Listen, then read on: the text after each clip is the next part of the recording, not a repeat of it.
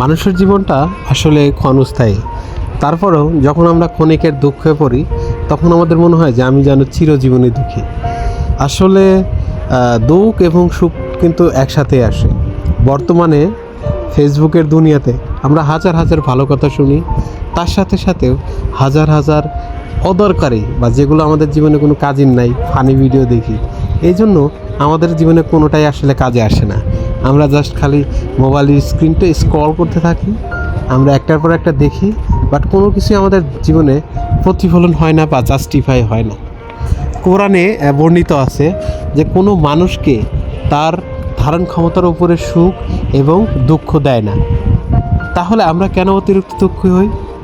আসলে আমরা দুঃখটাকে জাস্ট ধরে রাখি বেশিক্ষণ, আর সুখটাকে আমরা ধরে রাখতে পারি না। সুখটাকে আমরা এনজয় করি, সুখটাকে আমরা উপভোগ করি।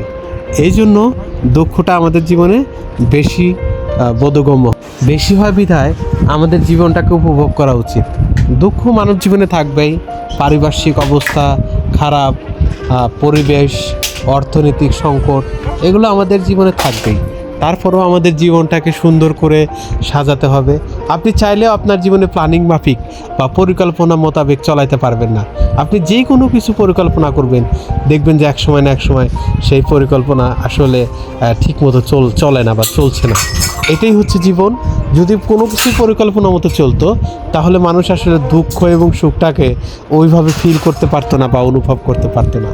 এই জন্য মহান আল্লাহ তাআলা কোরআনে বর্ণিত করছে যে কোনো মানুষ বা জীবকে তার প্রয়োজনের অতিরিক্ত দুঃখ এবং সুখ দেয় না, এবং সব কিছুই সেম।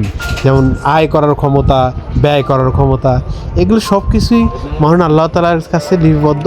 আমরা চেষ্টা করে বেশি পাই, এর মানে এই নয় যে আমাদের চেষ্টা এরকম হলো, বাট এটা আমাদের আছে দেওয়া হয়। আমরা মাঝে মাঝে চেষ্টা করি, এজন্য বেশি পাই। ধন্যবাদ।